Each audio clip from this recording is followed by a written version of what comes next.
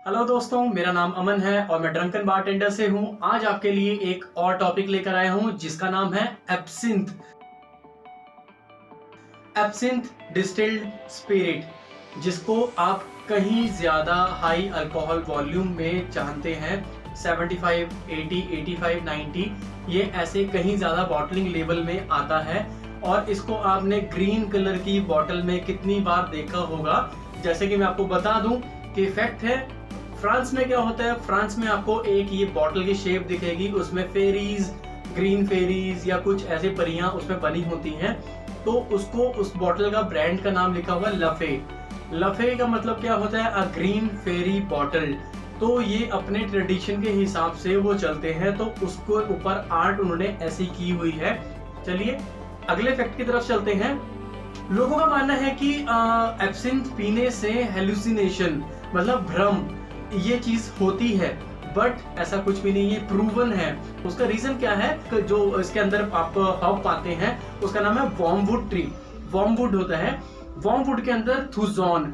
थुजॉन क्या होता है, थुजॉन से जरूर कहा जाता है कि हेलुसिनेशन होता है, लेकिन जब इसका मिक्सचर होता है, डिस्टिलेशन प्रोसेस में जाता है, तो ये पूरा प्रूवन है कि उस चीज को डिस्टिल्ड करने से पहली बार, दूसरी बार, जब आप थर्ड डिस्टिल्ड करते हैं, डिस्टिलेट करते हैं, इन सभी चीजों को, हर्ब्स को, जब एब्सिंथ बन रही होती है, जब या थुजोन या वॉर्मवुड ऐसी चीजें इसमें डली होती हैं, तो जब ये आपको फाइनल एक डिस्टिल्ड स्पिरिट वापस आता है आपके हाथ में, तो इसके अंदर 1% भी हेलुसिनेशन या थुजोन का कुछ भी हाई लेवल नहीं होता है। और मैं आपको बता दूं थुजॉन क्या है। थुजॉन एक हाई टॉक्सिक एक सब्सटेंस है, मतलब जहरीला एक पदार्थ माना जाता है। लेकिन हाँ, ये भी सच है कि वॉर्मवुड के अंदर डिस्टिलेट करने के बाद ऐसा कुछ भी नहीं पाया जाता है। तो दोस्तों आपको मैं बता दूं कि स्विट्जरलैंड ने 1910 में इसे बैन कर दिया था। क्यों? क्योंकि कुछ 1905 में कुछ ऐसा किस्सा हुआ था कि एब्सिंथ पीने के बाद इंसान कुछ अलग ही माया में, कुछ अलग भ्रम में चला गया था। तो उसने एक अपने नियर बाय किसी का मर्डर कर दिया था इसे पीने के बाद। तो लोगों को इसके ऊपर कुछ भ्रम होने लगा, कुछ ऐसी इसके ऊपर अफवाहें आने लगी। तो इसे स्विट्जरलैंड ने 1910 में बैन कर दिया था। फिर अमेरिका ने इसे 1912 में बैन कर दिया था। ऐसे ही चलते चलाते फ्रांस ने 1915 में बैन किया। ऐसे कई सारी कंट्रीज ने इसकी मैन्युफैक्चरिंग को बैन कर दिया था। तो दोस्तों मैं आपको बता दूं यूएस में क्या हुआ था, 2007 में इसको रेगुलेट कर दिया था, इसका बैन हटा दिया था, लिफ्ट कर दिया था। लेकिन इसके अंदर क्या किया कि वॉर्मवुड और जैसे थुजॉन लेवल है उसको रेगुलेट कर दिया गया कि इसमें कितना % डालना चाहिए, क्या कैसे डालना चाहिए। तो उसको एक रेगुलेटेड कमिटी के अंदर आया, और उसके बाद इसके अंदर वैसे भी शुगर नहीं होती है, फ्लेवर होते हैं। तो कई सारे जैसे एनिस फ्लेवर होता है, वॉर्मवुड होता है, इसके अंदर कुछ लिकोराइज, कई तरीके के फ्लेवर्स होते हैं। एनिस फ्लेवर जैसे कि कहीं जब आप इसे स्मेल करेंगे आपको लगेगा, तो ऐसे कहीं ज्यादा फ्लेवर्स होते हैं। तो इन सभी चीजों को रेगुलेट किया और यूएस में इसे चला दिया गया। एक ऐसा भी मिथ है कि इसको पीना ही शुगर क्यूब के साथ चाहिए। ऐसा कुछ भी नहीं है। स्पून रख के इसके ऊपर डिप करते हैं, देन इसको एब्सिंथ यूज करते हैं, ऐसा कुछ भी नहीं है। ये इसका कोई भी ऐसा पुरानी कोई हिस्ट्री नहीं है कि इसको ऐसे ही पीना चाहिए। ये एक मिथ है।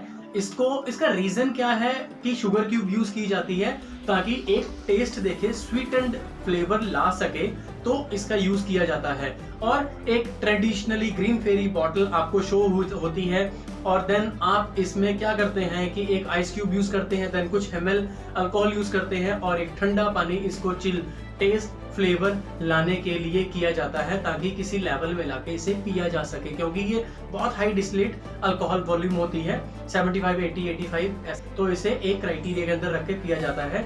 और जैसा कि मैं आपको बता दूं, इसे डायरेक्ट कभी भी कंज्यूम मत कीजिएगा, इसमें फ्लेम मत कीजिएगा। इससे आपके पेट में कहीं ज्यादा प्रॉब्लम हो सकती है, कहीं तरीके की प्रॉब्लम हो सकती है। आग लगती है, आग की तरह लगता है, गर्म होता है, कहीं तरीके की चीजें आपको झेलनी पड़ सकती है। तो दोस्तों मैं आपको बता दूं, इसके अंदर वॉर्मवुड पाया जाता है, जो वॉर्मवुड कई तरीके की बीमारियों को भी ठीक करता है। मलेरिया, फीवर, डायरिया, इनके लिए बड़ा कामगार होते हैं। तो वॉर्मवुड इन सभी चीजों का इलाज भी करता है, जो इसके बॉटल के अंदर आपको पाया जाता है। तो यार मैं आपको बता दूं 1880s में क्या हुआ था और 80s 90s के टाइम पे क्या था कि एब्सिंथ बहुत सस्ती थी, चीपर वे में मिलती थी, तो इसकी डिमांड बहुत ज्यादा थी।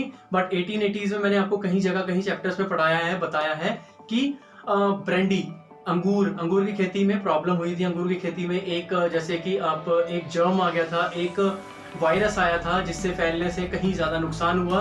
तो उसका कारण एक ये भी था कि ये बहुत ज्यादा सेल में डिमांड में आई और इसका ट्रेंड लोग कई कंट्रीज में फेमस, कहीं ज्यादा इंक्रीजिंग लेवल इसका सेल का बढ़ चुका था।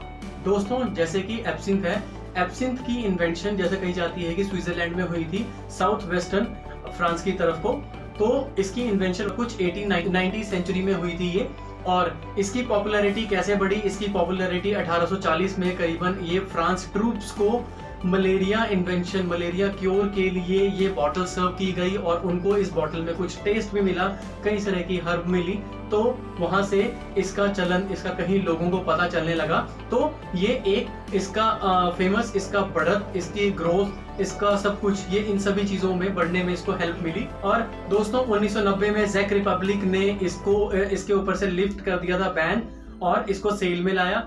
दोस्तों उसके बाद चलते हैं कि इसका बैन कुछ लिमिटेड कंट्रीज ने कैसे इसे हटाया। 1990 में ज़ेक रिपब्लिक ने इसे हटा दिया और 2000 में इसको फ्रांस ने हटाया। इसके अंदर कुछ लिमिटेशन, कुछ चीजें लिमिटेड कर दी गई और जैसे कि इसके अंदर हर्ब्स यूज की जाने लगी। और उसके बाद स्विट्जरलैंड ने 2007 में इसका बैन हटा दिया और ये सेल में आई। और आज आप इसको एब्सिंथ को कहीं ज्यादा ग्रीन फेरी, कई ग्रीन बॉटल्स में आपको पाएंगे। ट्रेडिशनली बिल्ट बॉटल्स होती हैं, कई तरह के कई लेबल्स में मिलती हैं और आप इसमें जरूर प्रिकॉशन जरूर लेके यूज कीजिएगा, पिएगा। जब आप यूज करेंगे, कंज्यूम करेंगे तो ध्यान से इसके सारी डायरेक्शन पढ़ के कंज्यूम कीजिएगा। ये बहुत हाई इन्फ्लेमेटरी अल्कोहल बीवरेज है। तो दोस्तों मैं उम्मीद करता हूँ आपको मेरा ये एब्सिंथ के ऊपर टॉपिक बहुत ज्यादा अच्छा लगा होगा। तो प्लीज लाइक, शेयर, सब्सक्राइब कीजिएगा। मैं आपके लिए ऐसे ही कई सारे टॉपिक लाता रहूंगा। Thank you.